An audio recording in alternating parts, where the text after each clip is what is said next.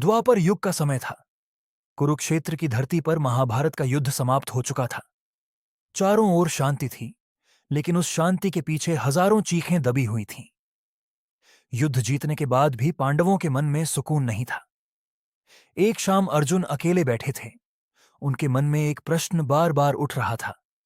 यदि कर्म ही सब कुछ है, तो कई अच्छे लोगों के साथ बुरा क्यों होता है, और कई पापी लोग सुख कैसे भोगते हैं? तभी वहां भगवान कृष्ण प्रकट हुए। उनके चेहरे पर वही दिव्य मुस्कान थी। कृष्ण बोले, पार्थ, तुम्हारे मन में जो प्रश्न है, वही प्रश्न हर युग में मनुष्य पूछता है। आज मैं तुम्हें कर्म का सबसे बड़ा रहस्य बताऊंगा। अर्जुन फोल्डेड हैंड्स करके बोले, प्रभु, कृपा करके मुझे समझाइए कि कर्म कैसे अपना हिस्सा लेने आते हैं। कृष्ण मुस्कुराए और बोले, इसके लिए तुम्हें एक कथा सुननी होगी। बहुत समय पहले एक नगर में धनपाल नाम का एक व्यापारी रहता था। उसके पास अथाह धन था। बड़े बड़े महल, नौकर चाकर, सोना चांदी सब कुछ था। लेकिन उसका हृदय बहुत कठोर था। वह गरीबों का अपमान करता था। किसी भूखे को भोजन नहीं देता था। मंदिर में दान भी केवल दिखावे के लिए करता था। उसी नगर में एक वृद्ध भिखारी भी रहता था। वह रोज भगवान का नाम लेकर लोगों से भोजन मांगता। एक दिन तेज बारिश हो रही थी। भिखारी भूखा प्यासा धनपाल के महल के सामने पहुंचा। उसने हाथ जोड़कर कहा, सेठ जी, 2 दिन से भूखा हूं, थोड़ा भोजन दे दीजिए। धनपाल क्रोधित होकर बोला, भाग यहां से, मेहनत क्यों नहीं करता? भिखारी चुपचाप चला गया। जाते जाते उसने आकाश की ओर देखकर कहा, हे प्रभु, न्याय अवश्य करना। उसी रात भगवान कृष्ण धनपाल के स्वप्न में आए। उन्होंने कहा, धनपाल, तुम्हारे पास धन है, लेकिन दया नहीं। याद रखो, कर्म अपना हिस्सा लेने अवश्य आते हैं। धनपाल हंस पड़ा, मेरे पास इतना धन है कि मुझे कोई दुख छू भी नहीं सकता। कृष्ण शांत स्वर में बोले, समय सबसे बड़ा राजा है। कुछ महीनों बाद धनपाल का व्यापार अचानक गिरने लगा। जहाज समुद्र में डूब गए। गोदाम में आग लग गई। धीरे धीरे उसका सारा धन समाप्त होने लगा। जो लोग पहले उसकी चापलूसी करते थे, वही लोग उसका मजाक उड़ाने लगे। एक दिन वही धनपाल भूखा होकर रास्ते में बैठा था। तभी वही वृद्ध भिखारी वहां आया। उसने धनपाल को भोजन दिया और कहा, सेठ जी, समय बदलते देर नहीं लगती। धनपाल की आंखों से आंसू बहने लगे। उस दिन पहली बार उसे अपने कर्मों का एहसास हुआ। कथा सुनकर अर्जुन बोले, प्रभु, क्या हर व्यक्ति को अपने कर्मों का फल इसी जन्म में मिलता है? कृष्ण बोले, नहीं पार्थ, कुछ कर्म तुरंत फल देते हैं, कुछ समय के बाद, और कुछ अगले जन्म में। फिर कृष्ण ने अपनी दिव्य दृष्टि से अर्जुन को एक दृश्य दिखाया। एक गांव में माधव नाम का गरीब किसान रहता था। उसके पास केवल एक छोटी सी जमीन थी, लेकिन वह रोज एक रोटी गाय को और एक रोटी किसी भूखे को देता था।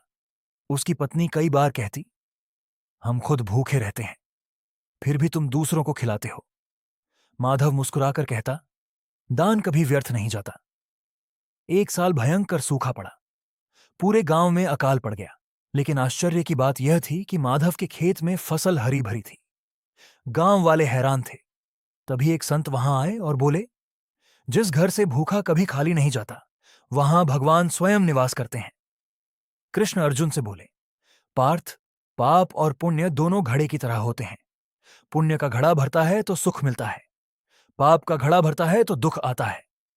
अर्जुन बोले, तो क्या मनुष्य अपना भाग्य बदल सकता है? कृष्ण बोले, हां, हर अच्छा कर्म भविष्य बदल देता है। एक राज्य में विक्रमसेन नाम का राजा था। उसे अपने बल और सत्ता पर बहुत घमंड था। वह कहता, मैं जो चाहूं वही न्याय है।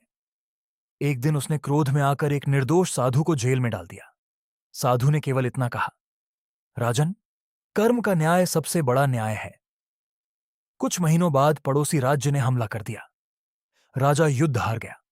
उसका राज्य छिन गया। वह जंगलों में भटकने लगा। एक दिन वहीं साधु उसे मिले। उन्होंने राजा को पानी पिलाया। राजा रो पड़ा, मुझे मेरे कर्मों की सजा मिल गई। साधु बोले, जब मनुष्य अहंकार छोड़ देता है, तभी उसका नया जीवन शुरू होता है।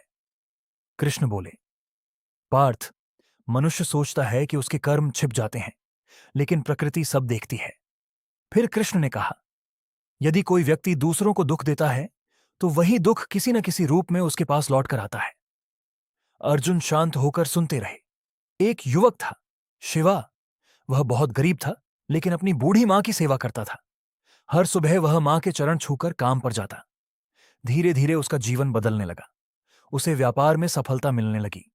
लोग बोले, तुम्हारे भाग्य का रहस्य क्या है? शिवा बोला, मां का आशीर्वाद सबसे बड़ा पुण्य है। कृष्ण अर्जुन से बोले, जो माता पिता का सम्मान करता है उसके जीवन में सुख अवश्य आता है। एक व्यक्ति था, रत्न। उसे धन का बहुत लालच था। वह अपने भाइयों को धोखा देकर सारी संपत्ति अकेले लेना चाहता था। उसने झूठ बोला, छल किया और सबको दुख दिया। लेकिन कुछ वर्षों बाद उसका अपना पुत्र ही उसे घर से निकाल देता है। रतन रोते हुए बोला, आज मेरे साथ ऐसा क्यों हुआ? तभी उसे अपने पुराने कर्म याद आए। अब अर्जुन की आंखों में आंसू थे। उन्होंने कहा, प्रभु, अब मैं समझ गया कि कर्म कैसे अपना हिस्सा लेने आते हैं। कृष्ण मुस्कुराए और बोले, पार्थ, इस संसार में कोई भी कर्म व्यर्थ नहीं जाता। मनुष्य जो बोता है वही काटता है। फिर कृष्ण ने कहा, इसलिए हमेशा सत्य, दया और धर्म के मार्ग पर चलो। अर्जुन ने हाथ जोड़कर प्रणाम किया। आकाश में शंखनाद गूंज उठा और उसी क्षण अर्जुन के मन का सारा भ्रम समाप्त हो गया। कथा की सीख, अच्छे कर्म कभी व्यर्थ नहीं जाते। बुरे कर्म लौटकर अवश्य आते हैं। माता पिता की सेवा सबसे बड़ा पुण्य है। दान और दया जीवन बदल देते हैं। अहंकार मनुष्य का सबसे बड़ा शत्रु है। समापन मंत्र, कर्मण्येवाधिकारस्ते मा फलेषु कदाचन। अर्थ, मनुष्य को केवल कर्म करना चाहिए, फल की चिंता नहीं करनी चाहिए। जय श्री कृष्ण।